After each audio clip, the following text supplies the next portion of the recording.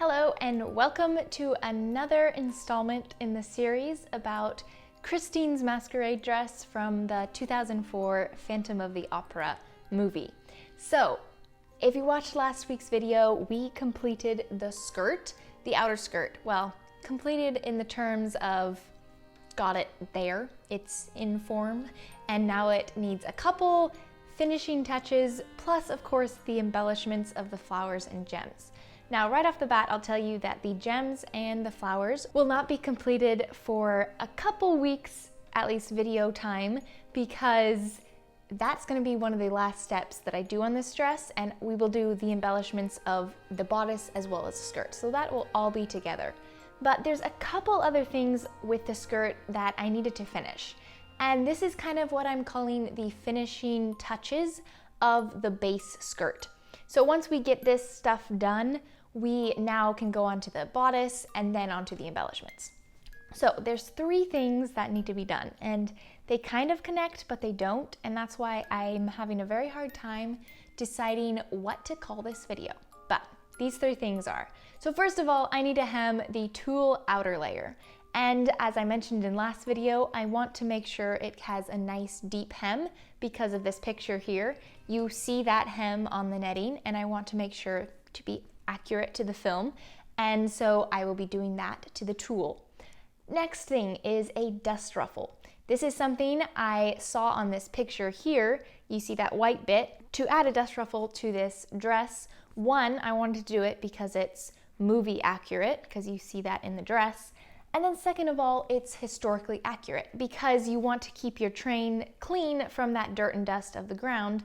And so they add this piece to the bottom of the train that would collect that dirt and dust, and then it could be easily removed and washed and cleaned, and then could be reattached to the dress, and the dress itself wouldn't receive that wear and tear of getting dirty and then having to get washed and such. So that's one of the reasons. And then of course the third reason is because I do want to protect my hem. So historical accuracy is often practical. That's why they didn't do, well, they don't always do practical things in our estimation, but when achieving the fashionable looks of their era, they would also be very practical because you wouldn't want to throw an incredibly expensive large gown in the wash and, you know, it'll be grand. No, they would do practical things like a dust ruffle. And so the third reason is to be practical and to save this dress from that wear and tear of dirt and dust along the hem. So I will be adding a dust ruffle. And then the third thing we need to do is make the petticoat, which if you watched that video about some of the costume secrets I found out about from the costume assistant, Richard Cook, he shared some information, and also I found other information, but you can watch that video. But the dark red ruffle you see in these pictures is a petticoat. It's not a ruffle attached to the skirt, and as we discussed, it's not a dust ruffle. So those are the three main things that I will be making in this video, basically finishing up the finishing touches of the base skirt. So after that's done, we're gonna move on to the bodice and then onto the embellishment, and then we'll be done. That's crazy. So let's get started. Since I trimmed my tulle at the same time I did the silk and thus trimmed it too short, I am just adding a folded piece of tulle to the bottom edge. I did trim this bottom edge even more, so it would account for this width that I'm adding with this straight piece of tulle. So I'm just pinning this in place, and since my hem line is fairly straight, there's not a lot of curve to it. I am not using a bias cut piece of tulle or anything like that. I'm just doing it straight, and then I'm angling the seams so that they match the angle of the seam that I'm sewing it right in place with. So I wanted to make sure that it didn't look like it's just a piece of fabric attached to the bottom edge. I wanted to incorporate it into the tulle as much as possible. I would not recommend doing a hem this way, but if you happen to hem it too short to do a thick hem like I wanted to, you can do something like this, where you just attach another piece of fabric that kind of makes up that thick hem look. So to slightly hide the seam line, because it's not very obvious in the original dress, I am using an embroidery thread to sew it in place. It's a very thin thread and slightly shiny, so it just matches the tulle better than a white cotton thread that I usually use. So once that was sewn in place, I gave it a good iron, and surprisingly, it looks pretty good, if I do say so myself, because when I realized I made that mistake of trimming it too short, I was pretty bummed that I wouldn't achieve a good look because of that. But I think it did okay. But let me know in the comments what you think of this improvised thick hem. Once that tulle was hemmed, I now wanted to make sure it stayed about in the same place as the dress is in motion. So I'm doing these tacks that loosely tack the outer layer to the under layer. So I'm just doing a small tack into the silk and then a small tack into the tulle.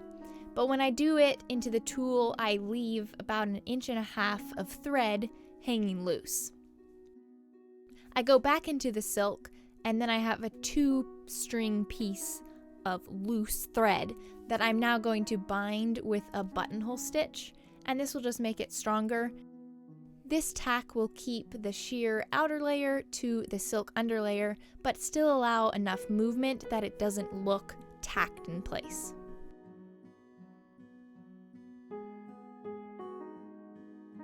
And now, with this extra tulle width in the back, which I mentioned in my previous video, I am now just hand gathering this extra tulle into the back hem area. If you look at pictures of the original dress, you definitely see this happening along that bottom edge, and it's pretty tacked down to the silk layer. So I'm just doing a top stitch right along this sewn edge to secure these gathers in place. This is definitely a unique look to this dress. I'm not sure as a designer I would have done something like this, but I think it's creative and I think it works.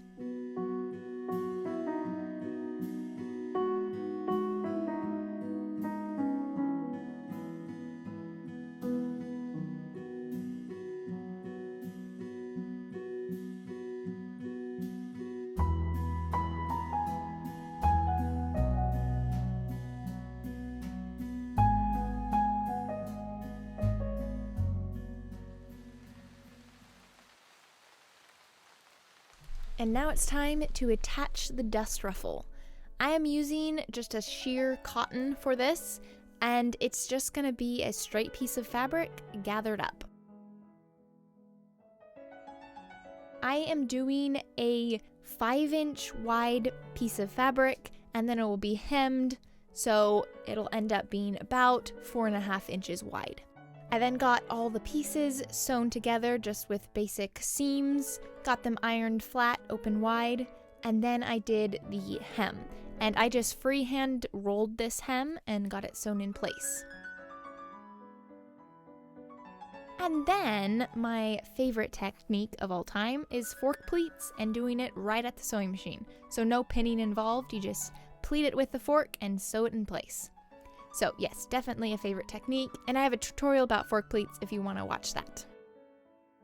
And now to hide this raw edge, I am attaching a piece of twill tape right along this pleated edge, and then I'll just attach that twill tape to the skirt, and that will contain this raw edge.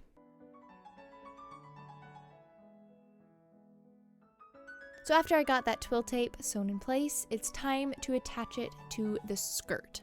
So I will mention, this is just attached to the train section of the skirt. It's not all the way around the skirt because the train is the only area that it really touches the ground and collects the dirt and the dust and such. So I figured there's no need to go all the way around. As I mentioned earlier, a dust ruffle is meant to be easily removed for washing, and so I am doing a very quick fell stitch to secure it in place. I guess you could also do a whip stitch, but I just prefer fell stitch, so I just did a large one, and that got it in place. Now I will mention, I will probably never remove it in real life, because how often am I really going to wear this dress and get it dirty? But it's there for accuracy, and in case I do ever need to remove it and clean it.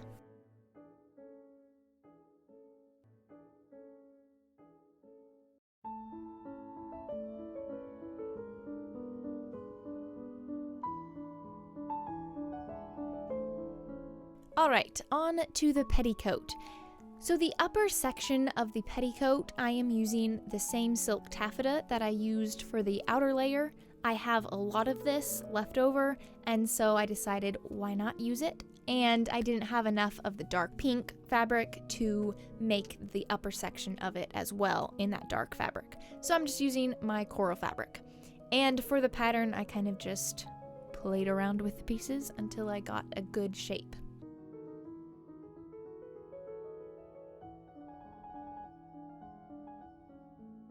Once the panels of this petticoat were good, I got them sewn together, and then I just pinked the edges of the seam. So since we're adding so many layers to this skirt, the waistband area is starting to get a little thick, and I don't really want to have too much bulk in the waist area. So I am creating a dropped waistband, and so you can see here it's below the waistline, and it has a nice curve to it, which will help this whole area just lay very smoothly against the hoop skirt and this other cotton petticoat. So again, I just wanted to do this to minimize the bulk right on the waistband, because if you have so many waistbands on that area, you're now gonna make your waist measurement larger, and that's really not desirable. Prepping the waistband, I got those pieces sewn together, and then I do have one layer that's interlined with a cotton muslin, and then I have just a silk layer, which will be the backing of the waistband. So I get these sewn together along the top edge, trim down the seam allowances to get a nice gradient edge to the seam allowances. And then I'm doing this understitch, which secures the under layer of the waistband to the seam allowances, and this will keep this under edge below the top edge of the waistband. It's just a detail that adds a little cleanness to the top edge, or really anything that you fold over. Even though this waistband is never going to be really seen, it's a good time to just practice these techniques that will come way in handy with an outer garment. And here's another favorite technique. It's for folding a point. So you first get these seam allowances held in place with your thumb and other finger, and then you just pop it out. And since you have those seam allowances folded the way you'd want them to fold inside, it achieves a nice pointy point without having to stuff anything up there to get it to be pointy. And then I just attached the waistband that I've created to this upper section of the petticoat.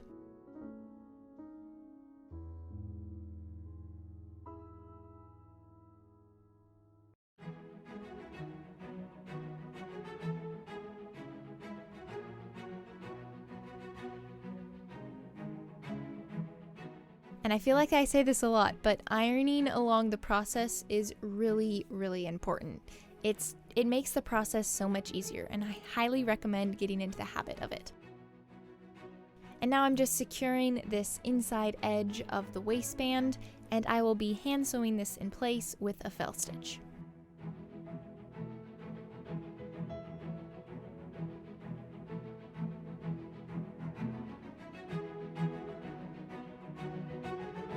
And one more step to the waistband is attaching the hooks and eye closure, or in my case, hooks with thread bars. So as I mentioned a lot of times, with my hooks and eyes, I like using a button stitch to secure it in place, and then I do thread bars.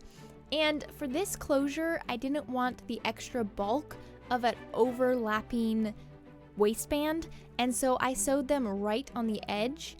And so when they attached, you can see that they have a nice clean finish here. Even though there's a little bit of gap when you pull on it, it keeps the edges close together, but they don't overlap and create that extra bulk. With the upper section of the petticoat complete, I can now go on to the dark pink ruffle. And when I'm working with this, it does seem like a very bright pink, but the camera just picks it up kind of weird. But anyway, silk is terrible if you want to do that, and I wanted to do that. It is very loud. I didn't record the sound, but it is way louder to tear silk than cotton. Just a little interesting fact. Since my silk had a nice clean salvage edge, I didn't have to finish my seams at all. I just sewed a basic seam and it had nice clean edges, so I didn't have to do anything with them. Except for, of course, ironing them open and such. And now I need to make the box pleats for this ruffled edge. At first, I decided to just hand fold these box pleats because it just seemed easier. I did it and then realized I actually needed to hem this ruffle before pleating it because it would make the process so much easier. So, on a little reverse trip and to hemming.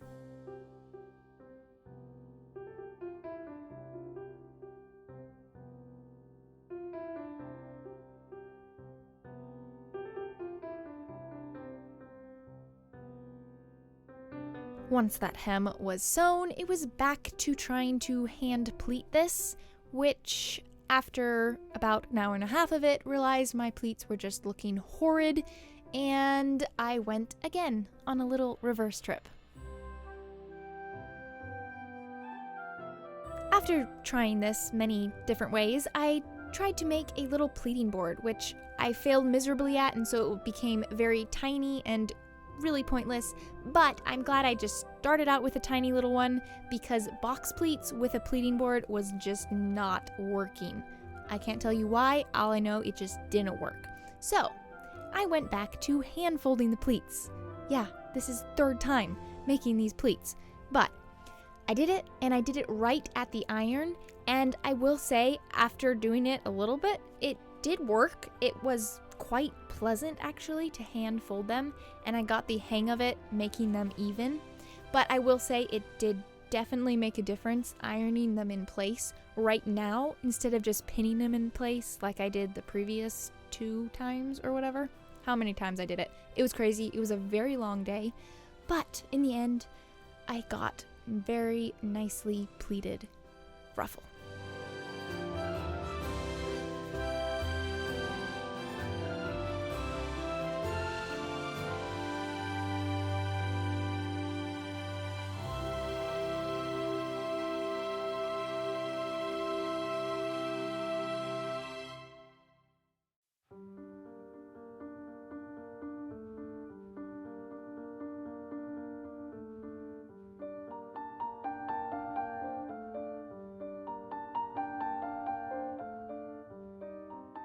I do want to mention that, again, I am using a combination of vinegar and starch to secure these pleats in place, basically permanent press them. And I did vinegar because that's an historical way to set pleats, but it doesn't quite work as well as I like it to work, and so I added a little starch. And after a very long, frustrating day, the pleats were finished and I could finally attach it to the upper part of the petticoat. So I got a little bit wonky. I didn't have quite enough silk to have an even pleat around the whole edge, and so I made the front section a little bit shorter, and I gradually worked this shorter into the rest of the petticoat, if that makes sense. So it was a little bit of a wonky job, but in the end I think it worked pretty well.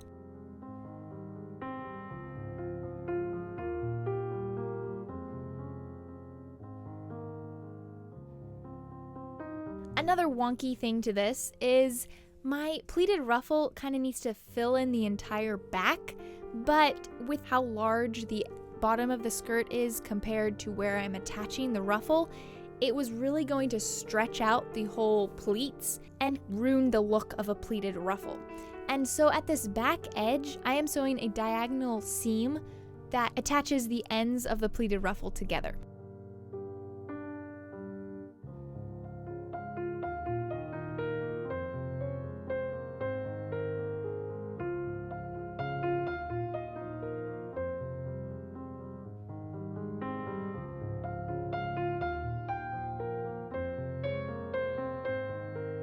So here you can see I am sewing through all these pleats.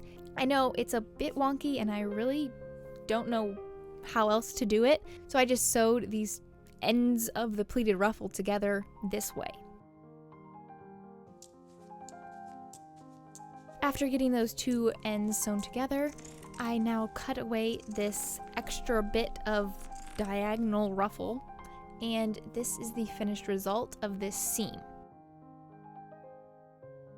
So all wonkiness aside, the petticoat is finished, and I'm actually quite happy with it.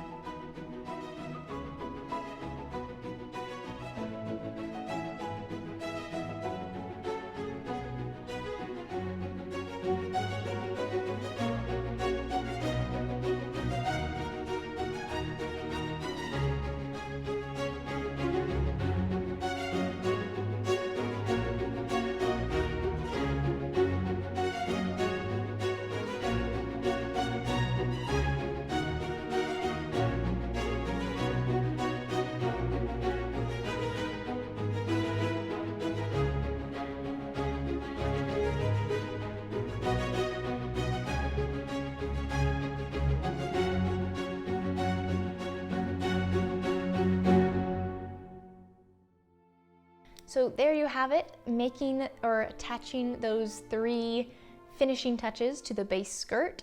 And after making the petticoat and working with the fabric, at first I was kind of thinking, well, maybe this is the wrong color, maybe it's too bright or whatever. But once I got it and put the skirt over the petticoat, it all came together and I think it looks really good. I was a little worried, and I was also a little worried about my hem job on the outer skirt. It just was looking weird. But after adding that pink petticoat underneath, I think it works, it looks good, so I'm very excited. So with that, we can go on to the bodice and then onto attaching those embellishments, which are gonna really bring the whole thing together. So I'm so excited for that, and I will keep you guys updated with weekly videos on this series. And with that, if you've enjoyed, leave a comment, like, all that stuff, and if you want to subscribe to watch more videos like that, you can do that if you want. And a huge thank you to the patrons who have made this journey possible, and as well as future projects, because we have a lot of projects coming up that I'm really excited for, and the patrons are literally making that possible. So if you'd like to be a part of that, you can find that information down below. So with that, go out into your own sewing area and learn, create, and inspire.